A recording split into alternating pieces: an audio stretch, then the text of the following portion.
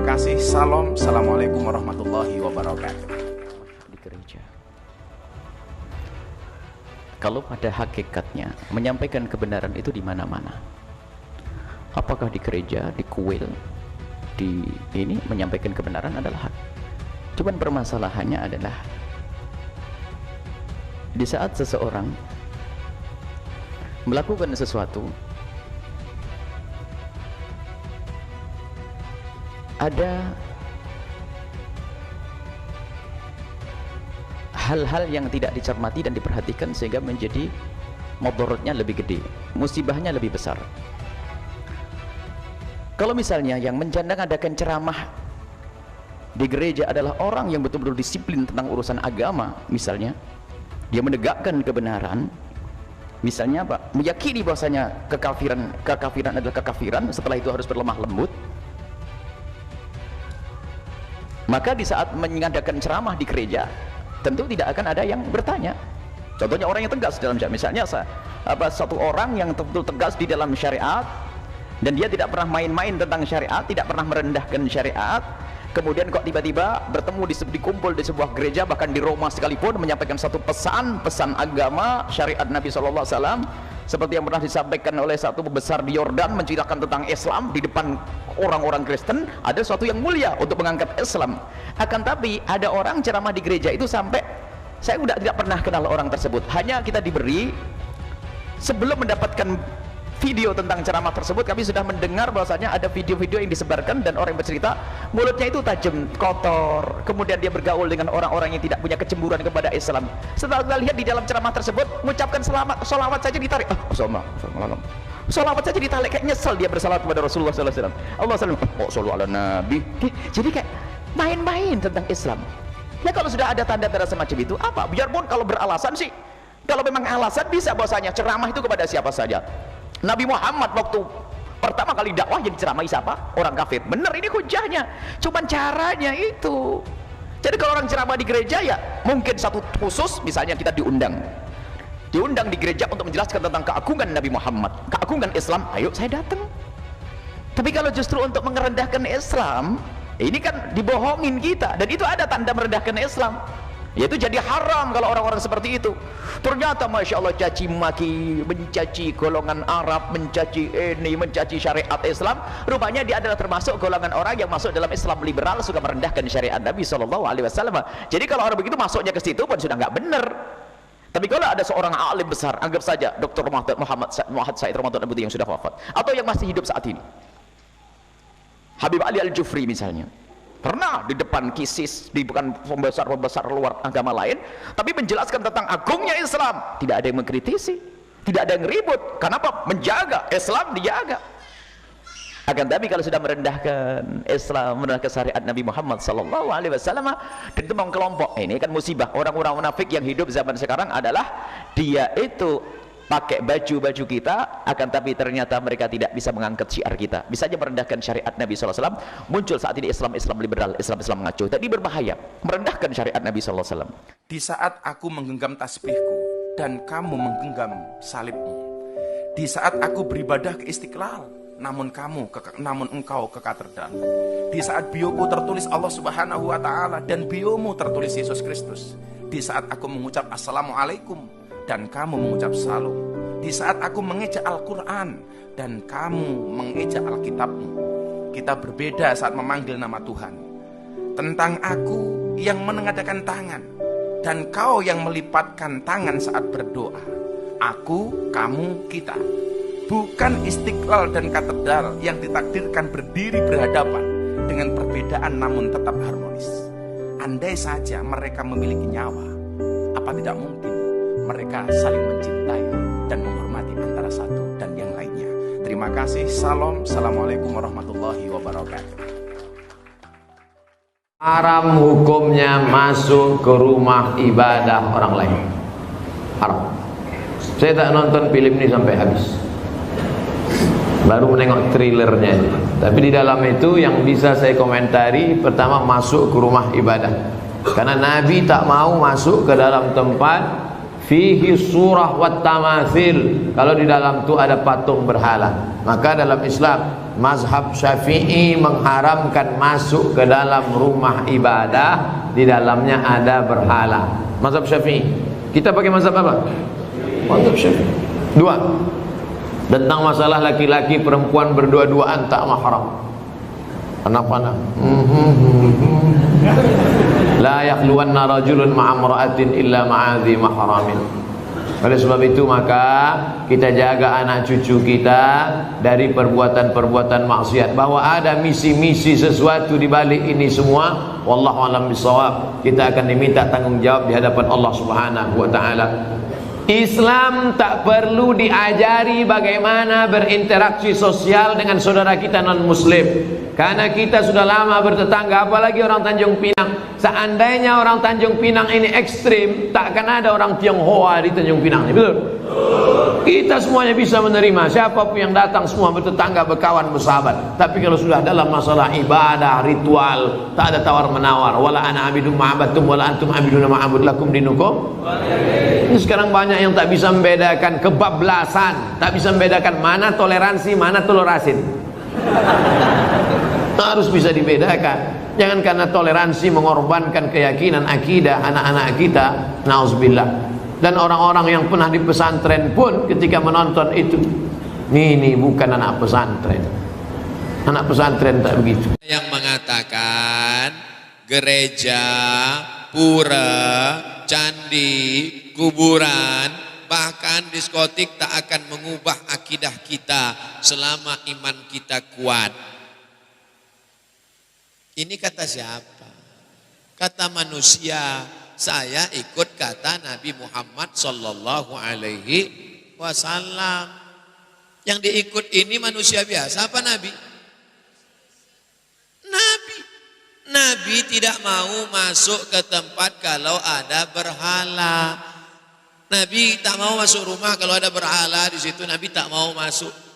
Apakah berubah iman Nabi kalau masuk ke dalam? Saya tanya sekali lagi, Nabi tak mau masuk ke dalam rumah, ke dalam tempat, kepala gedung apapun kalau ada berhala. Apakah iman Nabi akan berubah kalau masuk ke dalam? Tidak. Kenapa dia tak mau masuk? Kita ikut sunnah Nabi apa ikut sunnah orang? Sunnah Nabi. Saya ikut Nabi. Kalau ada di antara ibu yang mau ikut orang, silakan. Saya ikut Nabi Muhammad SAW. Marah Ustaz? Enggak, memang gitu setelannya. Iya?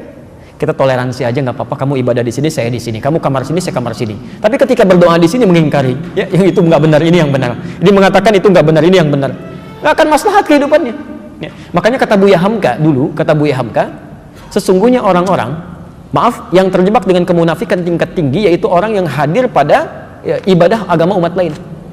Itu hipokrit paling tinggi kata beliau. Karena dia datang pada satu acara, hatinya mengingkari. Kok bisa hati orang mengingkari datang pada satu tempat yang ada?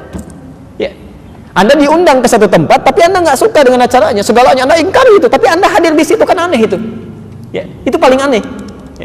Makanya pendiri Nahdlatul Ulama, Kiai Haji Muhammad Hashim Asy'ari, itu pernah menulis kitab.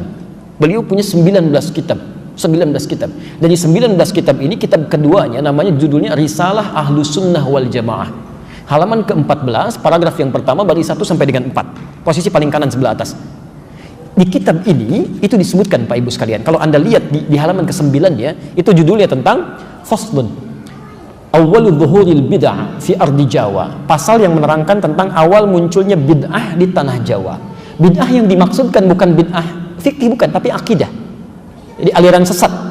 Ya, aliran sesat. Kata beliau, wantisyaruha fi ardi Jawa wal mubtadi'ina fiha, dan penyebarannya di tanah Jawa, di pelosok Jawa, dan orang-orangnya, tokoh-tokohnya. Itu begitu menyebutkan kalimat pertama, kata beliau, adalah penduduk Jawa itu seluruhnya itu ahlu sunnah wal jamaah, ahlu sunnah wal jamaah.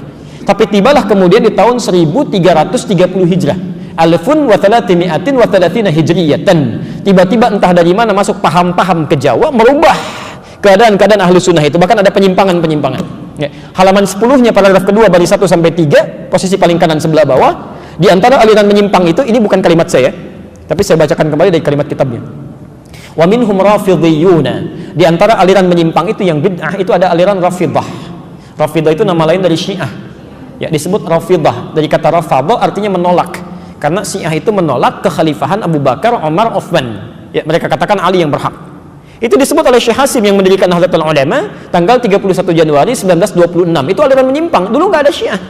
Tiba-tiba muncul kata beliau, ya sebuna sayyidana Abu Bakr wa Umar radhiyallahu taala anhuma. Ya, mereka seringkali mencela ya kekhalifahan Abu Bakar dan Umar, semoga Allah meridhai kepada keduanya. Wa yubalighuna Ali bin Abi Thalib wa ahli baitihi. Ya, dan terlalu mengkultuskan Ali dan ahli baitnya. Kita harus menghormati, ya, menghormati, menyayangi ahli bait dan sebagainya, tapi tidak kemudian menjelek-jelekan sahabat yang lain. Ya. Tapi yang menarik di halaman 14, Masya Allah, Anda bisa pastikan, kata beliau, bahkan ditemukan ada orang-orang ya, yang ikut-ikutan ilal kanais, maaf ya, ke gereja. Kanais itu jamak dari kanisah, ke gereja. Jadi tahun 1330 itu sudah ada yang ikut-ikutan ya. Kan Portugis pertama kali yang membawa, Portugal yang pertama kali membawa agama Kristen Katolik ke kita ya, ke Nusantara tahun 1511 lewat Selat Malaka ya. Dia masuk ke wilayah timur membawa 3 misi, gold, glory, and gospel ya. Gold, dia mencari rempah-rempah ya. Emas, dulu disebut dengan emas hijau, jadi ada teh, ada kopi ya, nanti dikemas kemudian oleh Belanda di kemudian hari. Dia coba tanam kopi di wilayah yang sekarang disebut dengan Pondok Kopi, tapi dia gagal ya. Lalu dia pindah ke daerah ke Pariangan ya, ke daerah Bandung ke sana, dekat sedikit ke Malabar. Berhasil di situ sampai ekspor pertamanya itu nomor 2 setelah Yaman ya. Yaman punya Arabica saat itu. Kemudian ekspor keduanya sama dengan Yaman, ekspor ketiganya melebihi Yaman, sampai dia bikin pemancar di situ, disambungkan kemudian ke Paris, ditembuskan ke Belanda, maka dikenal dengan Paris Van Java, Bandung pada saat itu, nyambung ya. Makanya kalau Anda ke Belanda atau ke Eropa mengatakan I want a cup of Java, I want a cup of Java, itu minta kopi, blender kopi, sampai sekarang ada ya. Sebagian ini diambil dari Pagar Alam yang Palembang di sana ya, makanya Anda akan temukan. Dan biasanya itu kopinya Robusta, daerah-daerah sana diambil dari sana ya. Ya, itu saya baca ini di kakak kami waktu ke Leiden itu teliti tentang kopi, kita diskusi, bawa ya, sampaikan nah, itu poin-poin yang hadir ke kita. Saya sambungkan dulu kenapa nyampe ke kopi. Jadi Portugal bawa itu gold, glory, dia mencari ekspansi penjajahan, gospel, dia bawa kepercayaan dia, Injil ya. Dia datang kemudian dia sebarkan. Apa yang pertama dilakukan itu bangun tempat ibadah. Dalam bahasa Latin, bahasa Portugis disebut dengan igreja, namanya igreja. Lisan orang kita kan kadang suka menyingkat ya, merubah berdasarkan perjalanan waktu. Igreja menjadi gereja. Di gereja itu bukan bahasa Indonesia, dari bahasa Latin asalnya igreja. Bagaimana cara ibadahnya? Pertama mereka datang ke situ itu 2 hari setelah orang Islam ibadah. Di orang Islam umumnya hari Jumat mereka ke masjid, 2 hari setelah itu mereka berangkat ke igreja ya. Nah, cara menyembah orang-orang Katolik nih sampai sekarang itu nggak langsung menyembah Tuhannya, lewat perantara. Jadi kalau mau ditebus dosanya datang kepada Bapa gitu kan, minta pengakuan dosa dan sebagainya, disebut dengan Santo. Pada saat itu yang disembah Santo Domingo. Jadi ketika berangkat ditanya mau kemana mereka, nyembah Santo Domingo, ke gereja Santo Domingo. Lisan orang kita senang menyingkat Santo Domingo menjadi Minggu sampai hari ini. Tidak pakai o. Itu disingkat jadi Minggu itu nggak ada Pak, nggak ada. Itu bukan bahasa Indonesia asli, bukan ya. Dulu Ahad, semua mengatakan Ahad ya. Santo Domingo disingkat jadi Minggu. Orang kita kan senang menyingkat, bahkan kadang jauh ya. Saya kalau sejak di Timur Tengah olahraga, misal kita main bola, itu kalau ada Abdurrahman, orang Arab panggil Abdurrahman ta'alina wazzi'. Abdurrahman sini oper bagi. Orang kita enggak, man oper. Ali li dia di. Domingo, minggu. Hadirlah sampai hari ini. Di masa tahun 1330 Hijrah berkembang itu, Kiai Haji Hasyim Asy'ari memberikan fatwa, tidak boleh ikut-ikutan masuk ke gereja. Bahkan beliau menghukumi siapa yang ikut ke sana mizayyim, bahkan sekedar mengenakan simbol-simbol, pakai topi dan sebagainya, fahuwa kafir, maka ikut dalam kekafiran mereka. Man tasyabaha biqaumin fahuwa minhum. Itu keluar fatwa. Ya. Hati-hati Bapak Ibu sekalian, hati-hati ya, ini tidak mudah. Nah, yang jadi persoalan sekarang, kok bisa sekarang semakin berkembang ya. Saya nggak bisa memahami itu, mohon maaf, saya tidak bisa memahami sampai hari ini. Kok bisa adzan berkumandang di tempat ibadah orang lain, buka puasa di tempat ibadah orang lain, ngapain? Pantasan orang-orang singgah di masjid habis, ininya habis, dibawa ke tempat ibadah agama lain kan, sholawatan di tempat ibadah agama lain kan, kacau seperti itu ya. Itu nggak tepat ya, itu tidak tepat. Turunlah kemudian ayat Ya, Quran surah kedua ayat 208 itu. Ya ayyuhalladzina amanu dukhulu fis-silmi kaffah. Hei orang-orang yang telah menyatakan dirinya beriman, kalau sudah muslim, ikuti ketentuan Islam secara menyeluruh. Jangan setengah-setengah.